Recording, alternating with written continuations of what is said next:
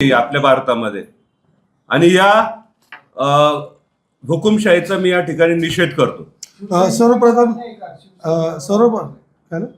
मी एक तुम्हाला सांगू इच्छितो, हे माझं वोटर ID कार्ड आहे जे ऑनलाईन आपल्याला दिसतंय। ह्यात माझा पत्ता लिहिला खेशेआळे दवाखाना ते सरकारीपर्यंत, म्हणजे माझ्या घरचा पत्ता। मी राहिला आहे सिद्धार्थनगर जाकात नाका। गेल्या वेळेस माझं वोटिंग होतं टिंगरे शाळेत, ह्यावेळेस माझा घरचा पत्ता बदलला गेलेला आहे, वोटिंग माझी लोगवल्या गेलेली आहे। असे अनेक उमेदवार आहेत ज्यांचं मतदान स्थलांतर केलेली। निवडणूक आयोग ज्यावेळेस याद्या तयार करतो त्यांचे पत्ते गायब करण्याच्या मागचं त्यांचं कारण काय होतं? मुळात सर्वांचे पत्ते गायब का केले? तुम्ही जेवढ्या याद्या बघा, माणूस राहतो एका जागी, पत्ता वेगळ्या जागी, मतदान केंद्र दुसऱ्या जागीत। हा निवडणूक आयोगाचा सगळ्यात मोठा घोळ आहे आणि हा मोठा स्कॅम आहे।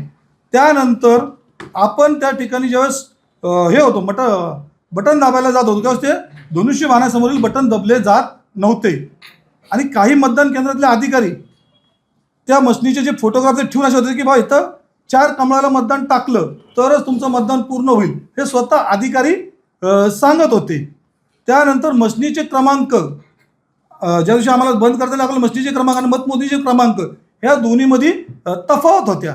त्यानंतर आपण पाहिलं की निवडणुकी मतमोजणीच्या केंद्राच्या वेळेस ज्यावेळेस मतमोजणी चालली होती त्यांना असे बल्कमधून, जे उमेदवार BJPचे आहेत त्यांना असं बल्कमधून आकडे दाखवले जायचे आणि आम्हाला जे कमी लेखण्यासारखे आकडे दाखवले जायचे आणि हा आकडे बघताना असं वाटत होतं की कुठेतरी हॅकिंग व्हायला लागली, कुठेतरी कोणतरी बसलं जो आकड्याचा खेळ करायला लागलाय आणि आकडेवारी खालीवर करायला लागलाय। जो BJPचा SC कॅन्डिडेट, म्हणजे SC कॅन्डिडेट जो अनुसूचित जाती जमातीतला, तो त्या मतदारसंघात राहतच नव्हता। वडगाव शिरी या ठिकाणी तो राहायचा ना, त्याला या मतदारसंघाचा अभ्यास ना, त्याचं मतदान देखील या मतदार केंद्रात नाही। त्याला मस्केंच्या इथून, मस्के दादांच्या इथून 5000 लीड दाखवते आणि यांना फक्त 100 दाखवतात। ज्याचा प्रचार नाही, ज्याचं नाव माहिती नाही, ज्याचं मतदान नाही, त्याला एवढ्या मोठ्या प्रकारे लीड कशी काय भेटू शकते? हा सगळा प्रकार एक संशयास्पद आहे आणि हॅकिंगचा मोठ्या प्रमाणात जाळ आहे।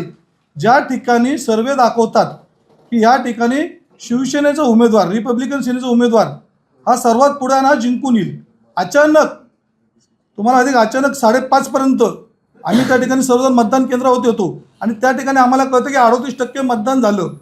त्यानंतर 38% मध्ये कुठलाही अधिकारी फोन उचलायला तयार नव्हता की मताची टक्केवारी करून, आमचाच नाही पत्रकारांचा असू दे कुठला आणि एजन्सी त्यांचे देखील ते फोन उचलत नव्हते आणि मताची टक्केवारी कळत नव्हती।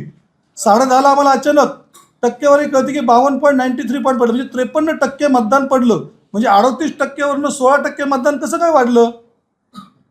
हा देखील एक घोळ आहे। म्हणजे आणि आणखीन एक माहिती पडली की ज्यावेळेस मतदान केंद्राचे 110 बूथ आमच्या विभागात होते, 110 बूथवरती 20 मतं सट केली जातात, 30 मतं सट केली जातात, जसं पाहिजे तशी मशीनच्या अगोदर, म्हणजे मशीन खुलण्याच्या अगोदर। तर तुम्ही 20 मध्ये 110 बूथ जरी पकडले तर 20 मतांनी तर 2200 मतं सट केली जातात। म्हणजे अशी किती वेळा 30, कधी कधी 40 अशा प्रकारे मशीनमध्ये मस देखील सट केले जातात अधिकाऱ्यांना पकडून। पूर्वी बूथ कॅप्चर व्हायचे, आता अधिकारी कॅप्चर होतात आणि अधिकारीच मतं सट करतात। असे अनेक प्रकारे मशीनीचे जे सट केले जातात आणि हा आम्ही प्रत्यक्ष अनुभव घेतलेला आहे। त्यामुळे आमचा आरोप आहे की ज्या ज्या विभागात, ज्या ज्या प्रभागामध्ये BJPला वाटत होतं की माझा उमेदवार निवडून येणार नाही, त्या ठिकाणी मशीन हॅक केली गेलेली, EVM मशीन हॅक केले गेले आणि त्या टाइममध्ये सट करून मशीन उमेदवार निवडून आणले गेलेले आहेत।